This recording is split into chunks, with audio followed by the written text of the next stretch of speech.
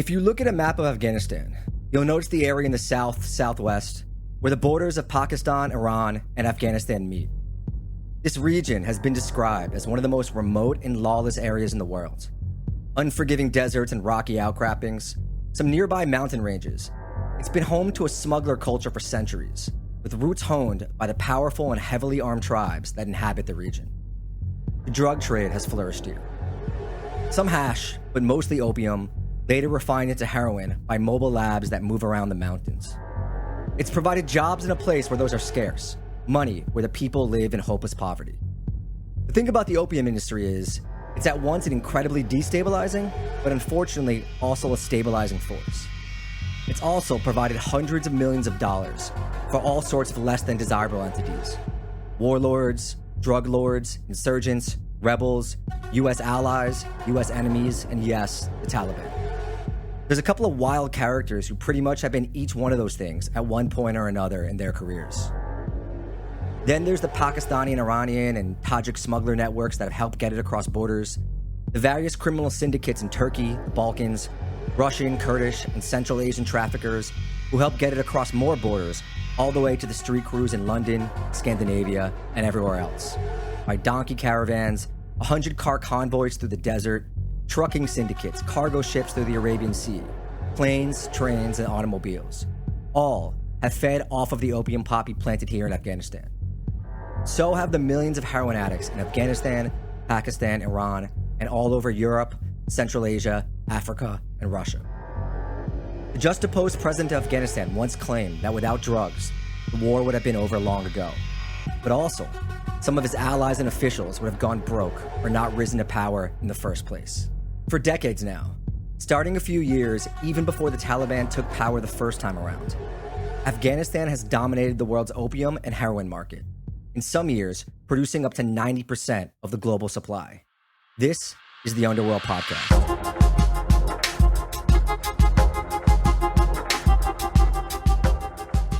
Hello, I am Danny Gold, and I am here with Sean Williams. Welcome to the podcast where we're going to give you a step-by-step guide on how to refine opium into heroin. We are reporters that have covered crime and conflict all over the world, and now we make this podcast about global organized crime. Step up. Yeah, sort of. I just want to give a shout out real quick to Dale Eisinger, who is our audio producer. He scores all the music you hear himself, edits it, makes me and Sean sound coherent even. You know, it takes a lot of talents, and we don't give him enough appreciation. Also, Patreon, you know, we're going to keep that going. We have different tiers, different levels of support. That's where we put up bonus episodes, which are just interviews with experts, analysts, you know, criminals. I interviewed a fentanyl dealer for one of them. Sean is speaking to a guy about crime in South Africa and gangs there, I think this week. Yeah. We also put up scripts, source lists, all that good stuff. I think we might even put up this one for free. You know, all the source lists here, because there's just so much up there. More importantly, the higher it goes, the less Sean and I think about the wrong choices we've made in our lives. Yeah, that takes up a lot of my headspace at the moment. If some people can drop us a few bucks, that'd be really good for my mental health. If we can free that up, the episodes I think would get a lot better. So today we are talking opium and heroin in Afghanistan. We are staying topical. Yeah. And I don't think I've ever done more research for an episode. You know, I usually have like 15 or 20 pages of notes, but here I have 45. There's just so much good work that has been done on this that especially over the past 20, 25 years. And it's not going to be like a great thorough rundown of the war or any of the wars the last 40 years in Afghanistan. You know, definitely read the Afghanistan papers or anything written by Anand Gopal or Matt Akins if you're looking for more of that history. Yeah. But we are going to talk about the history of opium and heroin in the country and the role that's played. So let's get going with that, right? Yeah, great. And Patreon. Also, are there any Albanians in this show? Because we need some, right? We can work it in somehow with the Balkan trafficking networks. All right. Yeah, we might lose people otherwise. Yeah. And what a role opium has played, you know, for most of the last 30 odd years, whether under the Taliban, with the American occupation, without either. Afghanistan has produced the majority of the world's opium and heroin. We are talking, you know, usually between 80 and 90% in recent years, according to most estimates. Though, interestingly, very little of that comes into the U.S. Ours in recent decades has actually mostly come from Mexico and Colombia. Instead, the Afghanistan opium, the heroin, It floods Europe, Russia, the Middle East, the Gulf, even Canada. But we are getting ahead of ourselves. We got to go back, friends, to the 4th century BC, when Alexander the Great is credited with bringing opium poppies to the region, despite him actually not conquering it, maybe because he was dipping into his own supplies. Who really knows? Oh, nice. We often do like a let's take it back a bit part at the start of these stories, but 2,400 years, nice work. Maybe I've got to do like Egyptian smugglers or something in the next episode. Arab traders are also said to have spread it into what's now India in the 7th century. And it doesn't really pop up as a crop being grown in Afghanistan until about the 18th century, according to Robert Draper in a 2011 article in Nat Geo, though it's easily grown in what's known as the Golden Crescent: Iran, Pakistan, and Afghanistan. Iran has had opium growth and usage since the 11th century. The UN Office on Drugs and Crime says there's some evidence it was a traditional crop in Afghanistan from the 18th century on, though not a wide-scale cash crop, like not major cultivation or anything like that. And not much really happens with it until the middle of the 20th century. For example, in 1932, Afghanistan produces 75 tons of opium, which sounds like a lot, but China produces 6,000 tons. And things actually slow down a bit in Afghanistan by the mid-50s. It's only 12 tons that are being produced a year, and there's kind of a ban on it, but it's not really enforced. Wait, in Afghanistan or China? In Afghanistan, I didn't really see much more about China's growth of it around then. I'm pretty sure China stopped growing it, at least as part of like an illicit economy around that era. Okay. Because it kind of, you'll see where it ends up popping up. Interestingly, it's not really grown much in Afghanistan's southern Helmand province, which later on becomes and still is the epicenter of opium production in the entire world. I mean, literally 40% of all the heroin in the world now originates in Helmand province. The opium market then is mostly dominated by countries like India, Iran, Turkey, and later the infamous Golden Triangle of Burma, Thailand, and Laos. The Shah of Iran actually bans it in 1955, but lifts the ban in 1969. You know, banning opium and then sort of lifting the ban is a constant theme we're going to see again and again in places where it's grown. At the same time, there's something else going on in Afghanistan, something that violates like one of the core rules I and any smart person abides by in their life, which is that you never follow a hippie to a second location. And by the way, never follow a white guy with dreads to a first location in any way. You know, that's a sub law of that, or sub principle of that, but it stands. You see, the hippie trail gets going around the late 50s as the sort of counterculture and rebellious nature of the beatniks and hippies grows to captivate the impressionable youth of America and England and all that. Young people would hit the road with like a backpack, maybe starting in London or Amsterdam, then hitting Istanbul, Goa, Bangkok, Lahore, Tehran, Kathmandu. You know, shout out Cat Stevens. Saw him live once. It was incredible. Everyone searching for enlightenment for themselves or whatever. You know, these were the days of like the Beatles having a guru and ashrams and all that sort of stuff. By the way, how the hell did Nora Jones end up making the music like she did? I don't get it. What do you mean? She's Ravi Shankar's daughter. Ravi Shankar was the guy who the Beatles were playing the with. guy with all the poets, yeah. Yeah.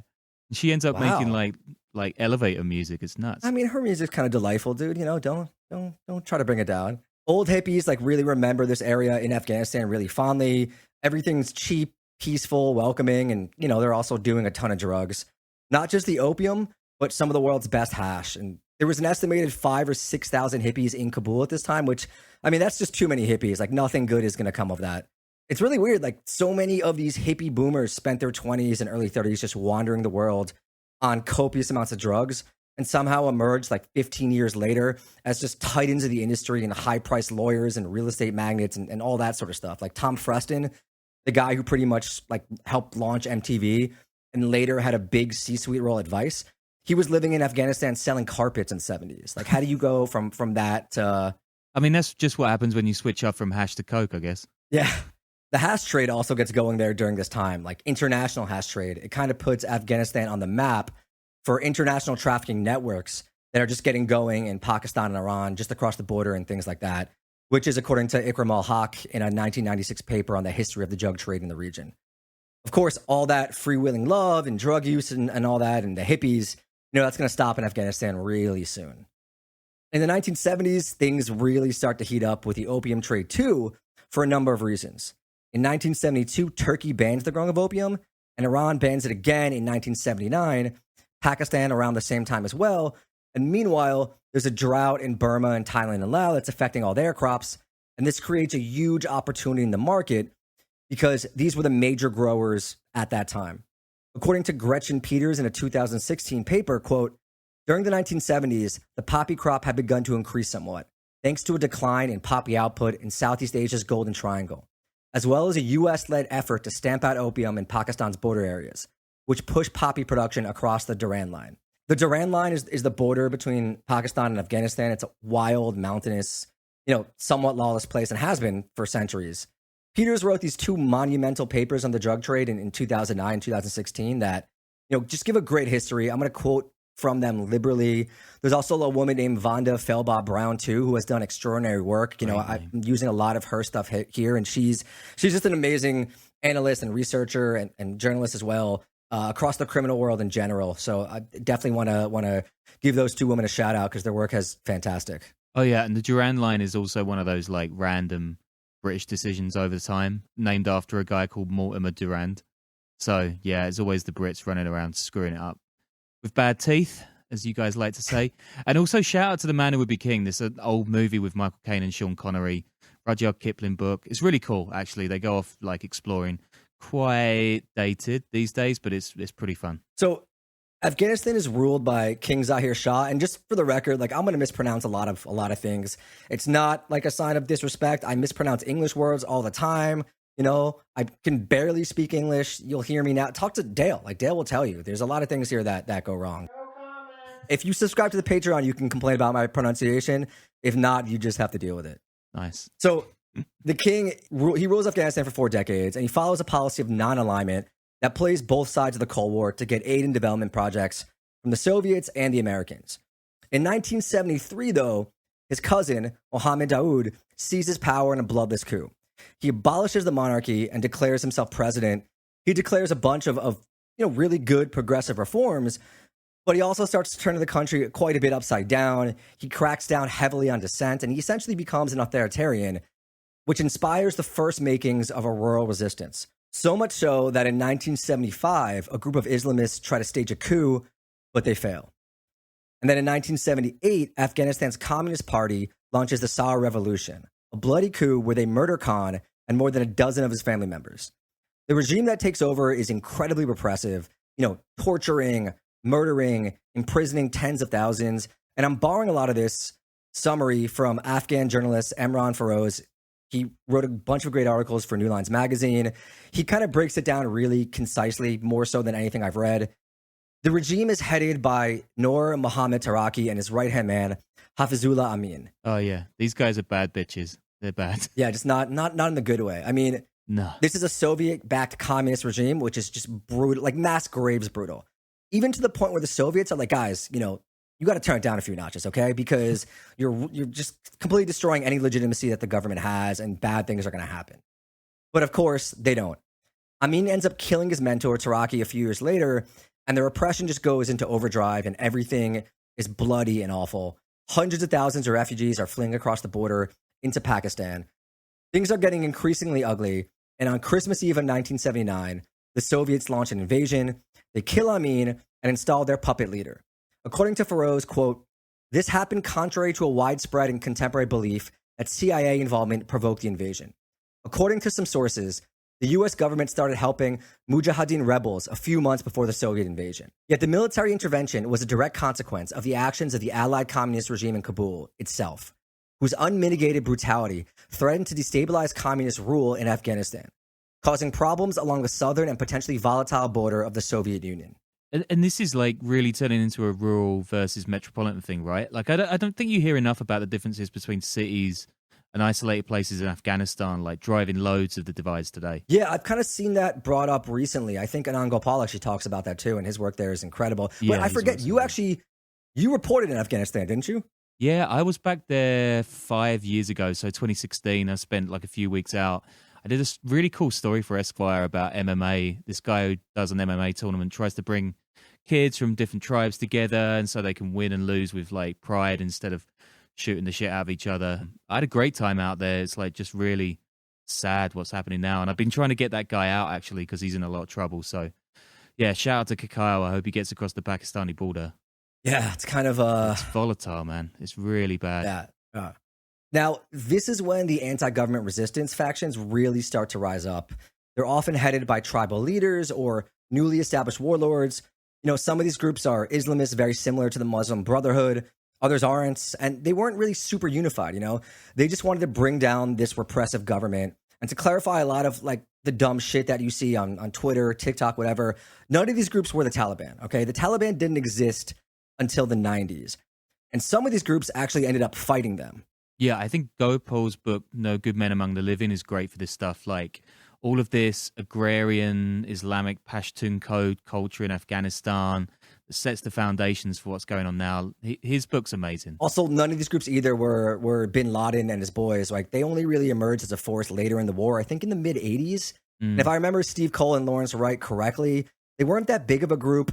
They were generally pretty shitty fighters. They didn't receive any American funding, and they didn't do too much in the war effort besides establishing this reputation as being fearless in a way. These anti-government groups, these resistant groups, became known as the Mujahideen. They got support that would grow to billions of dollars from different places: China, Iran, the Saudis, Western Europe, a lot from Pakistan, and of course, the infamous Operation Cyclone, where the CIA supported various Mujahideen groups to take on the Soviets through Pakistani middlemen. Whoa, Danny, are you saying that the truth of Afghanistan is actually quite complex? Because reading social media, that is not what people are saying. It's so complex that I'm very nervous about getting a lot of stuff wrong. So yeah, a lot to look into there, which is why I think I'm going to make the source list completely open. Yeah, Are you still with me? Like I promise, we're getting to the heroin soon. Yeah. I'm with you. Now, things that started picking up in the late 70s, so much so that the DEA was paying attention pre-Soviet invasion. But there's a number of reasons why the opium growth really shoots up in the 80s. And we'll start simple and keep moving from there. The Soviets are just hammering the country, brutally destroying the infrastructure, the economy, agricultural crops, everything. Mind you, it's already a poor country that needed serious development and aid help. Rural farmers had grown pistachios, almonds, grapes, pomegranates, even cotton.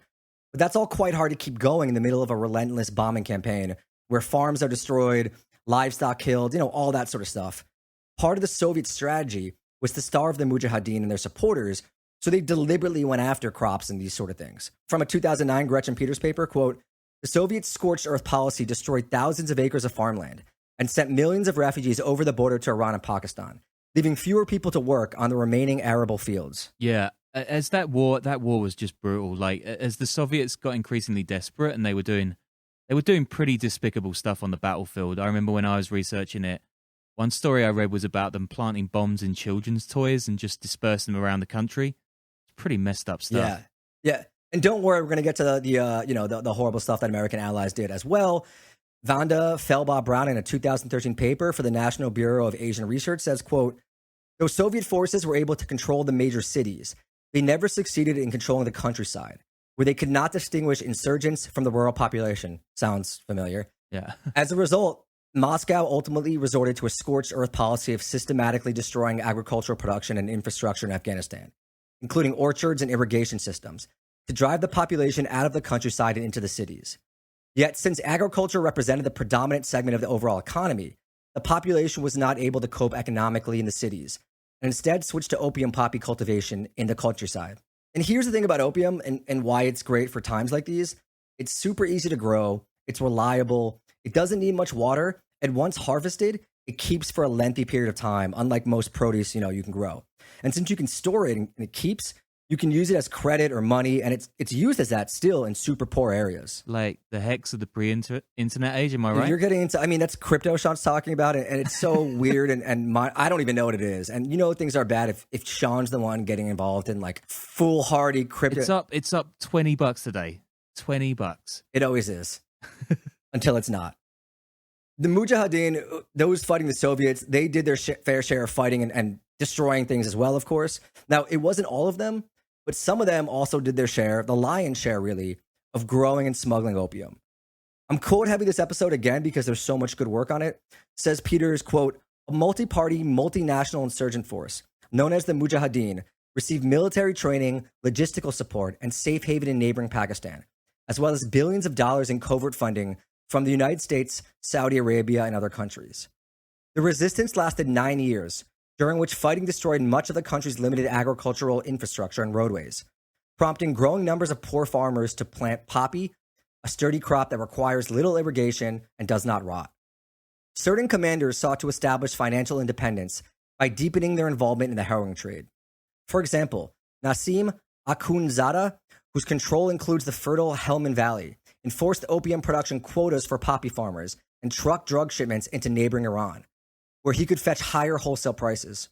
Gulbuddin Hekmatyar and Yunus Khalis, two fundamentalist commanders in eastern Afghanistan, operated heroin labs in the border areas and ran transport and bus companies as a cover for moving narcotics and cash. Oof. Hekmatyar that is another bad bitch. This episode's high on the bad bitch count, actually. Yeah, these guys they're bad news. I was looking at what mujahideen means, and it's just like a plural of mujahid, which is like someone who does jihad, basically. So there's that. Yeah, like a holy warrior. Holy warrior. But I think. Yeah. Not all of them were fundamentalist. Fundamentalist, though that sort of name becomes the catch-all. Yeah. You see, when the war first starts, there actually isn't a ton of money coming in yet. These guys are fighting this mighty Soviet army, and they need more resources. And sure, they've got some of that foreign funds coming in right now, but they turn to opium growth to make more money. Some of the more powerful warlords and tribal leaders that are fighting the Soviets, they really start going with the opium production, start funding these groups, even issuing a fatwa that says it's halal, which means it's okay. I mean, I guess the hadith said that you're not allowed to get high yourself, right? So growing it is cool. Totally fine fatwa, in my opinion. It's got my Islamic seal of approval. It's just one of those. It's a thing that all religions do, where you find those loopholes to make. Like with super religious Jews and finding someone else to turn the lights on Saturday. You find the loopholes when you really need to. You find those loopholes. At the same time, again, the Golden Triangle is pretty much really slowing down with opium and heroin. So the market wide open and expands, especially in southern Helmand. Yeah, I mean, in the Golden Triangle, when the WA states start shifting into crazy pills, you can just see the rates of production over there for opium just plummet. I'm surprised the Afghans didn't get into their meth, actually. Everyone loves meth. Spoiler alert, that's part 2. I think towards the end, there's increasing talks of, pharmaceutical drugs that are being made in Afghanistan now. I don't know if it's huge yet. There's some research out there that we'll talk about later on, but yeah, it's a thing that's happening. Opium growth in the early mid-80s, it's almost doubling every year in Afghanistan. Big landowners and drug lords, they're also paying the mujahideen to protect their drug shipments, according to Peters, and that money is pouring into the fighting. And what to do with all that opium when you're growing it? Well, you take advantage of this big Afghan network of refugees across the border in Pakistan and the Pakistani network of smugglers who had been taking all sorts of stuff back and forth across that border, for generations. So yeah, the Pakistani smugglers and the drug kingpins.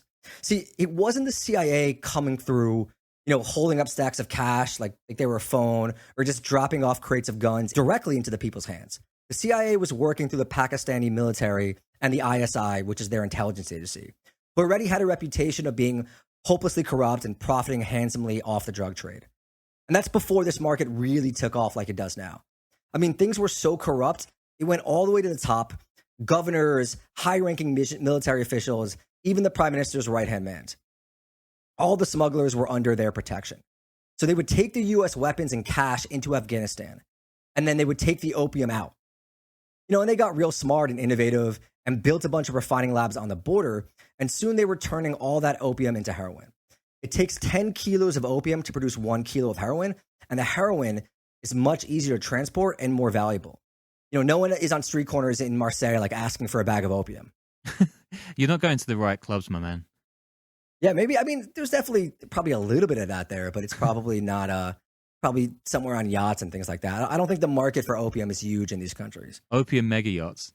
To elaborate further, Pakistan's ISI, they were the ones parsing out a lot of the foreign funding that was coming from the U.S., and some of the warlords that didn't get a large cut from that, they needed other means. Others just wanted even more cash to fund their fighters. According to Matt Akins, in a 2014 Rolling Stone article, Matt's fantastic journalist, friend of the pod, been reporting on Afghanistan for more than a decade. Quote, large-scale cultivation was introduced in Helmand by Mullah Nassim Akhundzada, the guy I mentioned earlier, Mujahideen commander who was receiving support from the ISI and the CIA. U.S. aids irrigated farmlands were perfect for cash crop production. And as he wrested control of territory from the communist government, he introduced production quotas and offered cash advances to farmers who planted opium. Yeah, Akins is so good, man. He did a great Harper's piece too around that time on the gangs of Karachi. And that touches on some of this stuff too. It's really, really good Yeah, article. yeah, I remember that article. He's doing great work there now. I think he's still there, reporting on the front page of the Times everything that's going on. But the mention of the U.S. aid thing there is really interesting. Remember earlier when I talked about how in the 50s and 60s, Afghanistan followed that non-alignment policy, and both the Soviet Union and the U.S. poured in money for development projects? The U.S. had built irrigation infrastructure in Helmand for growing crops, and these helped out a lot with growing opium, even though a bunch of it was destroyed. So even now, people say that they're still using some of that irrigation infrastructure to grow opium, which is really interesting when you think about it. And the cash advances thing too, that becomes a huge thing for farmers, especially poor farmers, who don't have the resources every year to put money into growing stuff.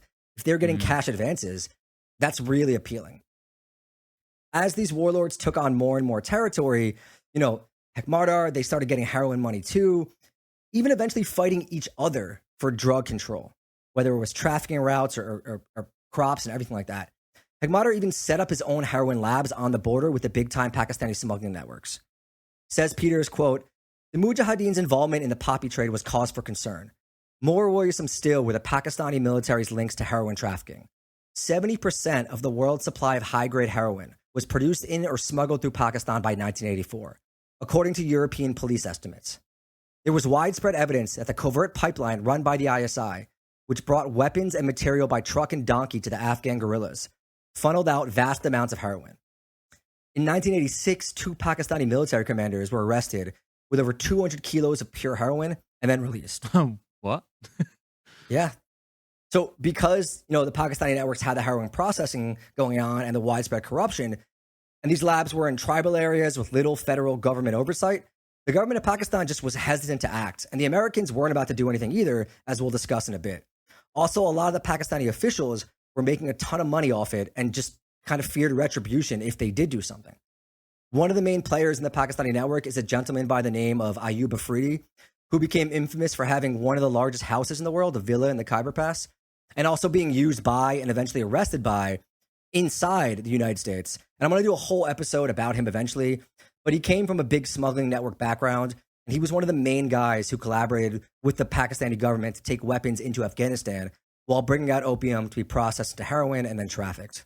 I mean, I reckon a villa in the Khyber Pass is a pretty big red flag to some drug lord being around, right? Yeah, definitely.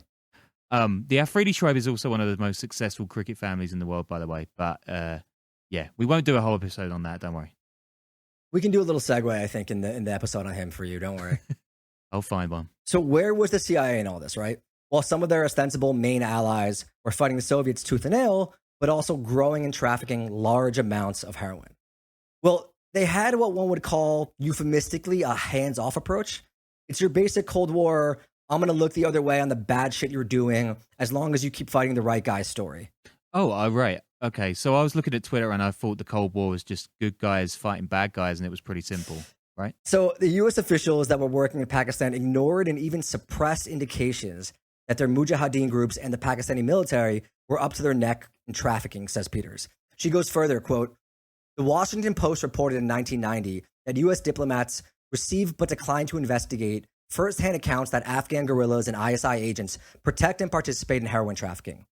Former officials posted to the U.S. mission in Pakistan now acknowledge that they routinely receive reports that the Mujahideen profited from opium, but now admit that they did not follow up on the reports, lest narcotics distract from the central mission." Then she quotes someone called Edwin McWilliams, who was a U.S. special envoy to the resistance in the late 80s. You have to put yourself in the mindset of the period. There was one single objective: defeating the Soviets. Raising issues like Hekmatyar and the ISI's involvement in the drug trade was on no one's agenda. The Post article from 1990, it also says the U.S. didn't act against the Pakistani smugglers because they didn't want to antagonize their allies, the Pakistani military establishment and the ISI. I cited this paper before. It's an October 1996 paper by Ikram ul-Haq about the trafficking that was going on. It details how crazy the heroin issue got in Pakistan in the 80s, which went from a few thousand addicts to millions in the span of like a decade. It also talks about how gnarly the drug mafias got in Pakistan. They were even connected to General Zia, Pakistan's president, who died mysteriously in a plane crash in 1988. If I was a young journalist now, and I'm still really young, I would rock up in Pakistan. Like basket case corruption, gangs, wars, loads of English they speak. I mean, Hop on a flight to Karachi if you're a young journalist. That's like a serious tip. If I was a young journalist now, I would learn to code, but that's another conversation. By 1990, even Time magazine is running articles about how the CIA was suffering from diplomatic embarrassment because their former allies, like Hekmatar, were now big-time drug lords.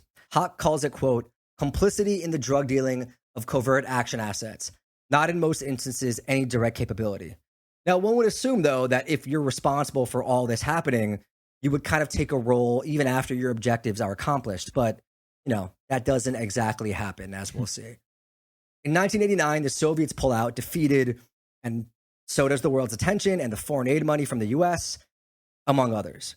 So what we have now is a destroyed country, power vacuum, where the main industries are war, opium, and trafficking, various warlord drug lords who have risen up and control their own little statelet fiefdoms, their own money-making operations, and their own small armies, and just the shitload of opium and heroin that goes with it, which is just, it's not good. No, but I mean, I'm sure things are going to go swimmingly for Afghanistan from this point on, right? Yeah. So, that's also, like I said, when the U.S. sort of pulls their attention away, instead of doing, anything to rein in these kind of drug lords that they helped create. Quoting now from that 2013 paper from the National Bureau of Asian Research, sponsorship of the drug economy allowed these commanders to rise to the top of Afghanistan's power brokers. It allowed them to supplement U.S. aid via ISI and Soviet aid with income from drugs to build strong armies and to withstand the collapse of U.S. aid at the end of the 1980s. Even more significantly, such sponsorship also allowed Mujahideen commanders to develop political capital with the population in the areas they controlled by giving them the ability to deliver economic subsistence during a time of dire economic stress. This political capital further contributed to the demise of the traditional tribal notables and landowners in Afghanistan, legitimized the rise of the Mujahideen commanders as the new elites, and consolidated their regional and tribal dominance. In other words, first you get the opium, then you get the money, then you get the power, then you get the respect. Why was I just thinking of the underpants gnomes then as well? See, that doesn't fit though, because there actually are like steps here and everything makes sense. Yeah. There's no question marks here on why things turned out the way they did. So 1989, there's still a communist government in Kabul, just without the Soviet military really backing them. And the warlords are fighting amongst each other over the spoils of war and opium and the government, though in 1992, they're finally able to take Kabul. Now, some reports put it as 91, others as 93. But in the early 90s, Afghanistan does take the lead as the top opium-producing country in the world. Heroin and opium, they now make up an integrated, significant part of the economy. They're the powerful drug mafias on both sides of the border that are running things. And these various warlord Mujahideen groups, they try to form a coalition government in the newly declared Islamic State of Afghanistan. But this doesn't go well, in no small part due to opium trafficker Gulbuddin Hekmatar, and this leads to a particularly lawless period in Afghanistan, rife with just banditry and all sorts of heinous violence committed against civilians, and people are just looking for anything or anyone to rein in this out-of-control situation. I'm not going too far into it, but these groups were notoriously brutal as well, and so much so that Afghan civilians, they started turning their attention and their support to a group of young students reared in the Afghan refugee camp madrasas of Pakistan, otherwise known as the Taliban. The Taliban rise up in 1994, and they start taking territory from the thieving and fighting warlord drug lords like right away. And they have some support from the ISI and Pakistan, as well as the Afghan population, because everyone is just tired of the fighting and the constant war. Again, like some of the themes that we're talking about here, you can kind of see really strong similarities with how things are going right now. So cyclical. And the Taliban, they form some important coalitions and get additional seed funding with what I guess you would call the merchant class, who are tired of the warlordism disrupting business. This includes the trucking and trading powerhouses, who could be considered mafias in a way, and of course, the powerful opium growers and smugglers. Peters calls it an unholy alliance of drug smugglers, traders, and trucking groups. Yeah, this sounds like it's going to go really well. One of the main initial sponsors of the Taliban was a prominent trader whose clan controlled tens of millions of dollars worth of poppy fields. By 1995, 1996, though they were getting money everywhere, winning some territories without even fighting, seen as protectors, they were making deals with more prominent tribal drug lords. They made promises not to crack down on opium, though in 1994 they initially said they were going to ban it, but they pulled back shortly after. A few forces also said that they did institute a ruling not to grow opium again in 1997, but it was mostly ignored. There's also other stories about the Taliban saying it was okay to grow in Afghanistan but not use, and only if you were selling it to the infidels. And there's a wild urban legend of opium bricks or heroin bricks on the border with Pakistan having stamps that say something like "not for use by Muslims." I mean, see, look, me and the Taliban, man, we've got our Quranic dogma down. By 1998, the Taliban control most roads, airports, population centers, and importantly, big border crossings into the country. And they're also laying taxes on opium growers, opium smugglers, the refining labs, taxes that help them stay in charge. In fact, opium output skyrockets under the Taliban. In 1996, Afghanistan grows 2,248 metric tons. And in 1998, that had jumped to 4,581 tons. So we're seeing it right there. It doubles under the Taliban, right? Now, this is the only place I've been able to find mention of this. It's a 2018 Political article based on leaked classified U.S. intelligence, though it blends with sort of everything else that I've seen. Quote, at a June 1998 summit, the clan leaders gathered secretly to approve another alliance with the Taliban, which ruled Afghanistan at the time, according to classified U.S. intelligence cited in Operation Reciprocity legal documents. Under the, quote, sincere agreement, the Druglords pledged their financial support for the Taliban in exchange for protection of their vast swaths of poppy and cannabis fields, drug processing labs, and storage facilities. That's starting to sound slightly less Islamic, yeah. But just the idea of something being called the sincere agreement makes me like a little skeptical, but, you know. I mean, well done for saying Operation Reciprocity as well. That's a horrible phrase. So there were major traffickers on the Taliban's ruling council, and the opium traders who didn't want to play ball, they got dealt with. So fast forward to 1999, the Taliban is getting paid off the opium and heroin game, but they crave something else, international legitimacy. And they're getting pressure from the United Nations, among others, to crack down on the drug trade. That is, if they want the recognition and the aid money that comes with it. Is that real estate? Are we there? No, we're not there yet.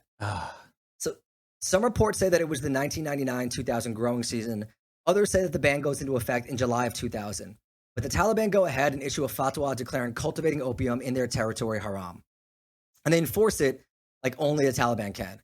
It's wildly successful in the short term. Like some of the most successful anti-drug efforts ever. As you may have heard, the Taliban do not fuck around when it comes to imposing punishments for transgressions.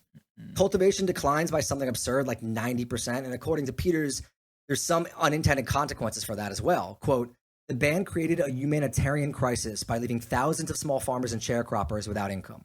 But there's another theory too, one that says that this was part of some drug lord market manipulations to drive the prices up.